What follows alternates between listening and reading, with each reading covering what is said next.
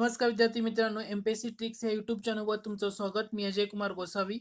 आज आपण लेक्चरला सुरुवात करण्यापूर्वी एक महत्त्वाची अपडेट, ती म्हणजे संयुक्त गट क पूर्व परीक्षा जी 1 जून रोजी होणार आहे. या परीक्षेसाठी असणारा रिव्हिजन कोर्स आपल्या ॲपवरती लॉन्च झालेला आहे.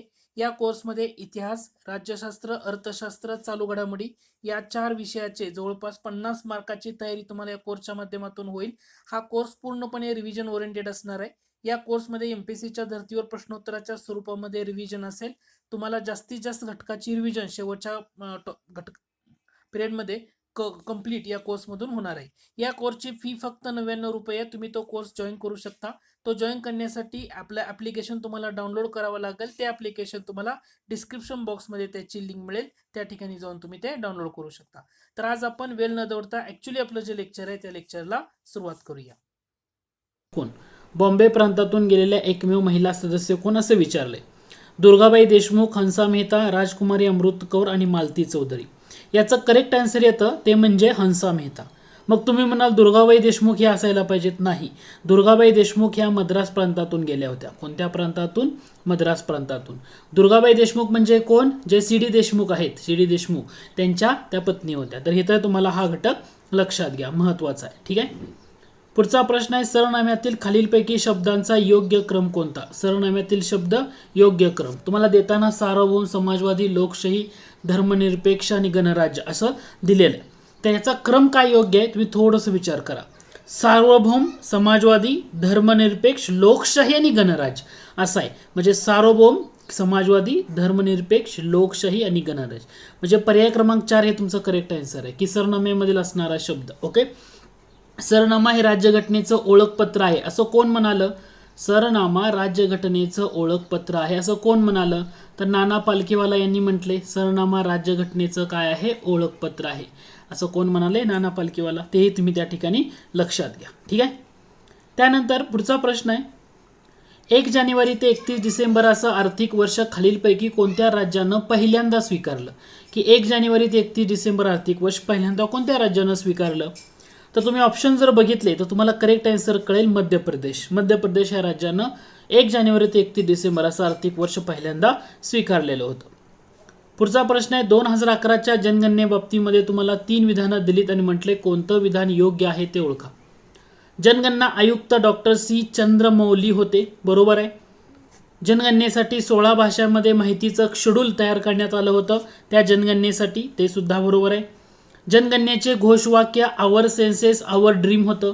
तर इथं तुमचं विधान चुकीचं ठरतं. याचं घोषवाक्य काय होतं? आवर सेन्सेस तर होतं पण आवर ड्रीम नाही. जनगणनेचं घोषवाक्य आवर सेन्सेस आवर फ्युचर असं होतं. काय होतं? आवर सेन्सेस आवर फ्युचर असं 2011च्या जनगणनेचं काय होतं? घोषवाक्य होतं. इथं ड्रीम असणार आहे का? नाही. याचा अर्थ 1 आणि 3 ही विधानं तुमची काय असणार आहेत? बरोबर असणार आहे. पुढचा प्रश्न आहे, ज्या ठिकाणी रिझर्व्ह बँक ऑफ इंडियाचं कार्यालय नाही त्या ठिकाणी रिझर्व्ह बँक ऑफ इंडियाची प्रतिनिधी म्हणून कोण कार्य करतं? तर ऑब्व्हियसली ज्या ठिकाणी रिझर्व्ह बँक ऑफ इंडिया नाही म्हणजे स्टेट बँक ऑफ इंडिया त्या ठिकाणी काम करणार आहे. नाबार्ड किंवा भारत सरकार हे तुम्हाला येणारच नाही ना. सार्वजनिक क्षेत्रातली सगळ्यात मोठी बँक कोणती? SBI. SBI नंतर दुसरा क्रमांक कोणाचा लागतो? तर ते पंजाब नॅशनल बँकेचा लागतो सध्या. पंजाब नॅशनल बँकेनंतर कोणती बँक लागते? बँक ऑफ बडोदा याचा क्रमांक लागतो. आणि बँक ऑफ बडोद्यानंतर सार्वजनिक क्षेत्रातली सर्वात मोठी बँक म्हणजे कॅनरा. म्हणजे हे पहिल्या 4 बँका आहेत सार्वजनिक क्षेत्रातल्या सर्वात मोठ्या बँका कोणत्या? SBI, PNB, bank of Maharashtra, bank of Baroda आणि कॅनरा. महाराष्ट्र नाही, कॅनडा आहे. इथंही लक्षात होऊ द्या. बँक ऑफ बडोदा आहे, बडोदा 3ऱ्या क्रमांकाची. या घटकाकडे थोडंसं तुम्ही लक्ष द्या. ठीक आहे. पुढचा प्रश्न आहे, सर्वात कमी काळासाठी रिझर्व्ह बँक ऑफ इंडियाचे गव्हर्नर म्हणून कोणी कार्य केलं? सर्वात कमी काळ म्हणजे अमिताभ घोष यांनी केले. लक्षात राहू द्या, हे महत्त्वाचं आहे कारण 15/1/1985 ते 4/2/1985 एवढ्या कालावधीमध्ये ते रिझर्व्ह बँकेचे काय होते? गव्हर्नर होते. म्हणजे कमी काळ. सर्वाधिक काळ विचारलं तर बेनेगल रामराव. सर्वाधिक काळासाठी कोण होते? तर बेनेगल रामराव. या ठिकाणी तुम्हाला लक्ष ठेवावं लागेल. पुढचा प्रश्न आहे, जीएसटी विधेयक संमत करणारं पहिलं राज्य आणि 16वं राज्य कोणतं? जीएसटी विधेयक संमत करणारं पहिलं राज्य आसाम, 16वं राज्य म्हणजे ओडिसा, महाराष्ट्र विचारलं तर 10वं जीएसटी विधेयक त्याच्याबद्दलचं ते विधान. पुढचा प्रश्न आहे, केंद्रीय स्तरावर 1983 मध्ये सर्वप्रथम कोणत्या विभागासाठी शून्याधारित अर्थसंकल्पाची पद्धत वापरण्यात आली? म्हणजे कोणता विभाग होता? कृषी होता का, संरक्षण होता का, वाणिज्य? हिचं करेक्ट आन्सर आहे विज्ञान तंत्रज्ञान विभाग. केंद्रीय स्तरावर 1983 मध्ये सर्वप्रथम विज्ञान तंत्रज्ञान विभागासाठी शून्याधारित अर्थसंकल्पाची पद्धत वापरण्यात आली. मग ही शून्याधारित अर्थसंकल्प म्हणजे पीटर पिहर, ठीक आहे, पीटर पिहर यांची ही संकल्पना. त्या व्यक्तीचं नाव तुम्हाला या ठिकाणी लक्षात ठेवणं गरजेचं आहे. शून्याधारित अर्थसंकल्प म्हटलं तर महत्त्वाची मुद्दे. दुसरा महत्त्वाचा घटक म्हटलं, कोणत्या राज्यानं पहिल्यांदा याचा वापर केला? महाराष्ट्र. कोणत्या वर्षी केला? 1986 मध्ये. त्यावेळी महाराष्ट्राचे मुख्यमंत्री कोण होते? शंकरराव चव्हाण होते. शंकरराव चव्हाण महाराष्ट्राचे मुख्यमंत्री होते, म्हणजे चीफ मिनिस्टर होते यांच्या कार्यकाळात. तेव्हा महाराष्ट्राचे अर्थमंत्री कोण होते? अर्थमंत्री तर ते होते सुशील कुमार शिंदे. त्यावेळी महाराष्ट्राचे अर्थमंत्री होते सुशील कुमार शिंदे. आणि अर्थराज्यमंत्री विचारलं तर श्रीकांत जिचकर. हे तुम्हाला लक्षात घ्या, ठीक आहे. पुढचा प्रश्न आहे, कोणता देश कोळशापासून वीज निर्मिती करणारा पहिला अरबी देश ठरला? कोळशापासून वीज निर्मिती संयुक्त अरब अमिरात म्हणजे UAE हा देश ठरलेला होता. दुबईमध्ये जवळपास 600 मेगावॅट क्षमतेचा औष्णिक वीज विद्युत प्रकल्प उभारण्यात आला आणि तो पहिला अरबी देश ठरला की ज्यांनी कोळशापासून वीज निर्मिती केली. कोळशापासून वीज निर्मिती, ठीक आहे. पुढचा प्रश्न आहे, खालीलपैकी कोणता विषय राज्यसूचीमध्ये आहे? राज्यसूचीमध्ये कोणता विषय आहे? आर्थिक आणि सामाजिक नियोजन, लोकसंख्या नियंत्रण, त्या ठिकाणी पुस्तके आणि वृत्तपत्रे. राज्यसूचीमध्ये कोणता विषय आहे? राज्यसूचीमध्ये कोणताही विषय येतो का? तुम्ही विचार करणार, राज्यसूचीमध्ये एकही विषयामधला येणार नाही.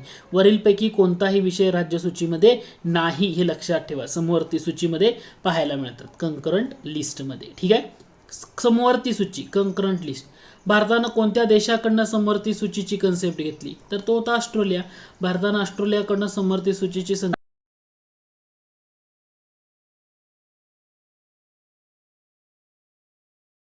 1841 मध्ये ब्रिटिश इंडियन ॲडव्होकेट. आता जेव्हा हा प्रश्न बघितला तर कन्फ्यूज होऊ नका.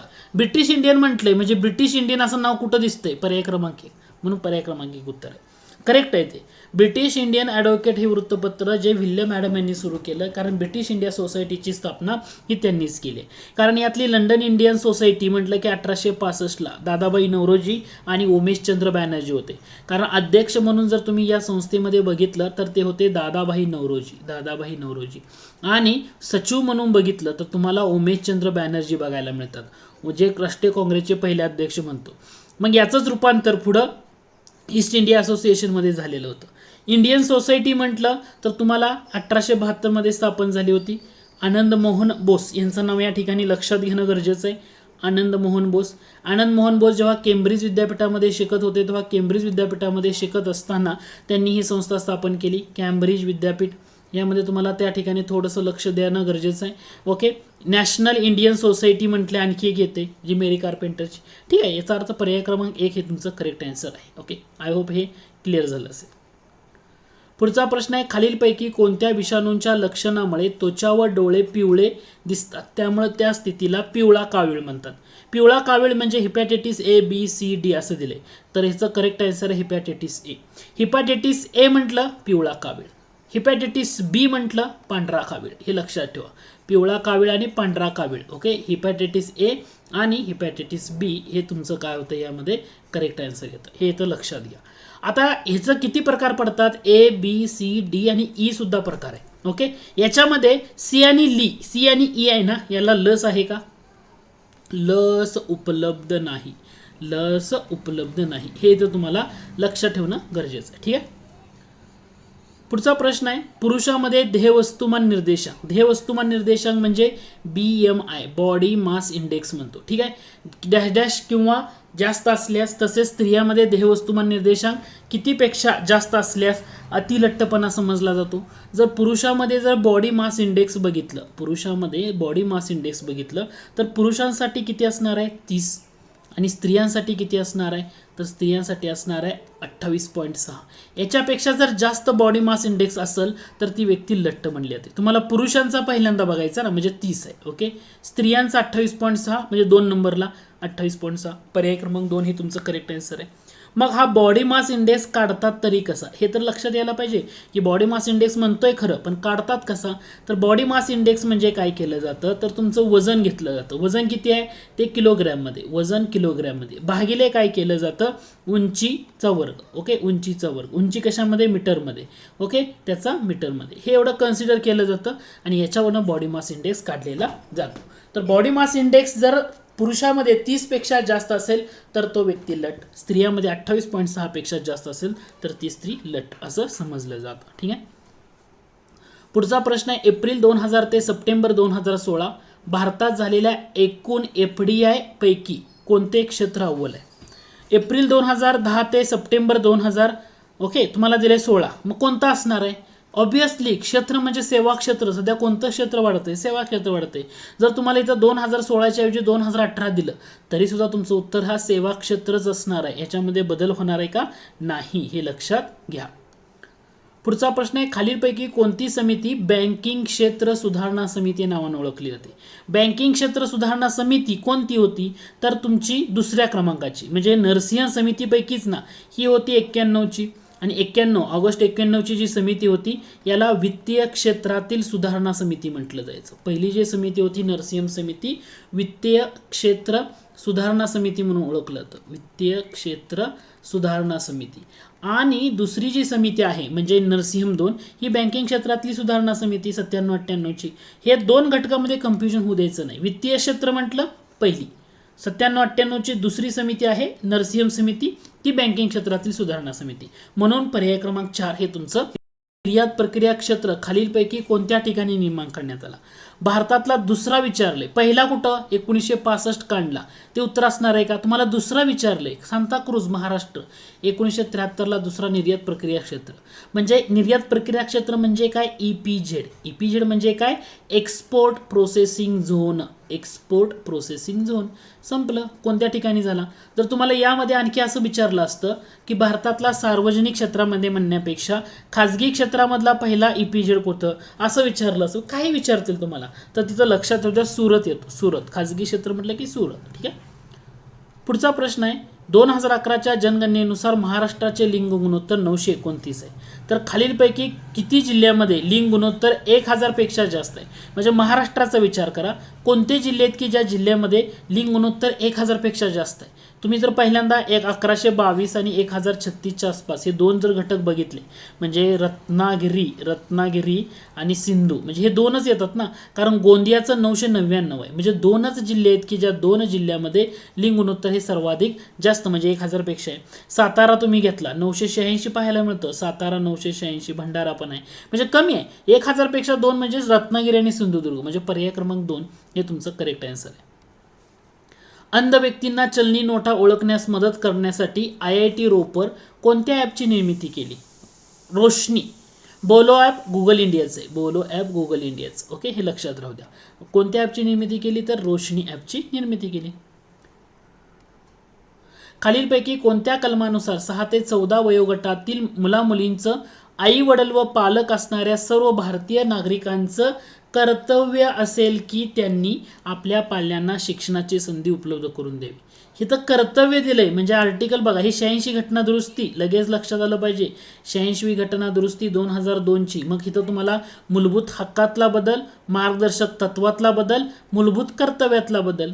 तुम्हाला इथं डायरेक्टली कर्तव्य म्हटलं, याचा अर्थ मूलभूत कर्तव्यातला बदल. आर्टिकल 51A हे तुमचं डोळे झाकून या ठिकाणी उत्तर असलं पाहिजे, लक्षात यायला हवं. ठीक आहे. पुढचा प्रश्न आहे, केंद्र राज्य संबंधामधील कायदेविषयक संबंध कोणत्या कलमामध्ये सांगितले.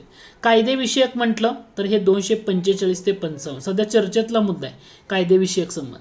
किंवा 56 ते 63 म्हटलं हे प्रशासकीय संबंध आहेत. हे काय आहेत, प्रशासकीय संबंध. केंद्र राज्य संबंधातले कोणते संबंध आहेत, प्रशासकीय. आणि 68 ते 93 हे कोणते संबंध येतात, केंद्र राज्य संबंधामधले हे आर्थिक संबंध आहेत. कोणते संबंध आहेत, आर्थिक संबंध. म्हणजे कायदेविषयक संबंध, प्रशासकीय संबंध आणि आर्थिक संबंध याच्यावर सुद्धा आयोग बऱ्याच वेळा विचारतं. हाही घटक तुम्ही इथं लक्षात घ्या.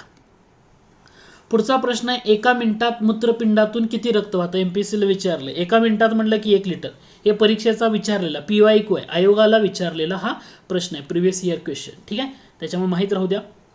महाराष्ट्रातील खालीलपैकी कोणत्या जिल्ह्यात इल्मेनाइट सापडतं? इल्मेनाइट म्हणतोय रत्नागिरी. इल्मेनाइट म्हटलं की रत्नागिरी. डोळं झाकून पाठ करून ठेवायचं. जे छोटी छोटी खनिज आहेत ना, डोळं झाकून पाठ करून ठेवायचे. ब्रिटनमधील जनमत आपल्या बाजूने वळवण्यासाठी 1908 मध्ये लंडन येथे लीगची शाखा काढण्यात आली. लीग म्हणजे कोणती? मुस्लिम लीगची शाखा काढण्यात आली. लंडनला मुस्लिम लीगची शाखा काढण्यात आली ब्रिटनमधलं जनमत आपल्या बाजूने वळवण्यासाठी 1908 ला. ठीक आहे. मग याचे अध्यक्ष कोण होते? तर याच्या अध्यक्ष नाव लक्षात ठेवा, हे वेगळा घटक आहे आणि तुम्हाला IMP आहे, स्क्रीनशॉट घेऊन ठेवा. सईद अमीर अली. सईद अमीर अली यांनी हे अध्यक्ष होते. म्हणजे मुस्लिम लीगची शाखा ही जी लंडनमध्ये 1908 ला निघाली त्याचे अध्यक्ष होते सईद अमीर अली. हे इथं महत्त्वाचं आहे. ठीक आहे. पुढचा प्रश्न आहे, पृथ्वीच्या गुरुत्वबलाच्या प्रभावातून बाहेर पडण्यासाठी एखाद्या प्रक्षेपकाची गती कमीत कमी डॅश डॅश किलोमीटर प्रति सेकंद असणं आवश्यक आहे. आता हे म्हणजे काय आहे? एखाद्या प्रभावातून बाहेर पडणं म्हणजे त्याला मुक्तिवेग असं मराठीमध्ये म्हटलं जातं. मुक्तिवेग किंवा इंग्रजीमध्ये त्याला असं म्हटलं जातं एस्केप व्हेलॉसिटी. मग एस्केप व्हेलॉसिटी म्हटल्या तुम्हाला लगेच लक्षात आलं पाहिजे 11.2. 11.2 म्हणजे इथं तुमचं 11.2 कुठे आहे? पर्याय क्रमांक 1 मध्ये करेक्ट आन्सर ते असणार आहे. पुढचा प्रश्न आहे, घरगुती सिलेंडरची वायू गळती समजण्यासाठी तसंच होणारा अपघात टाळण्यासाठी कोणत्या नावाचं तीव्र वासाचं संयुक्त त्यामध्ये मिसळलेलं असतं? काय मिसळलेलं असतं की त्याच्यामुळे वास? तर ते मिथिल मरकॅप्टन असतं. काय असतं? मिथिल मरकॅप्टन. कारण हे म्हणजे काय असतं? हे जे इथिलीन आहे आणि हायड्रोजन सल्फाईड आहे यांच्यामध्ये रासायनिक अभिक्रिया होऊन तयार होतं इथिल मरकॅप्टन आणि हे त्यामध्ये मिसळलेलं असतं. मग प्रश्न असा विचारला, घरगुती सिलेंडरमध्ये कोणतं इंधन म्हणून वायू वापरला जातो? तर ह्याच्यामध्ये येतं ब्युटेन आयसोब्युटेन. म्हणजे मिथेन नाही आहे, इथेन नाही, प्रोपेन नाही, ब्युटेन येतं. कारण हे वासहीन असतं आणि रंगहीन असतं. आता लक्षात येतंय का? जो घरगुती सिलेंडरमध्ये वासहीन आणि रंगहीन असणारा ब्युटेन आहे. ठीक आहे. आणि याच्यामुळे त्यामध्ये कोणतं इंधन मिसळतात की जो वास यावा. समजा वायू गळती झाली तर समजतं की बाबा वास येतोय म्हणजे वायू कुठं लीक होतोय. तर हे इथिल मरकॅप्टन असतं. हे तुम्हाला या ठिकाणी समजणं गरजेचं आहे. हे थोडंसं महत्त्वाचा घटक आहे. परीक्षेला वारंवार या मुद्द्यावर पण आयोगानं विचारलंय. तुम्ही सुद्धा तिथं थोडं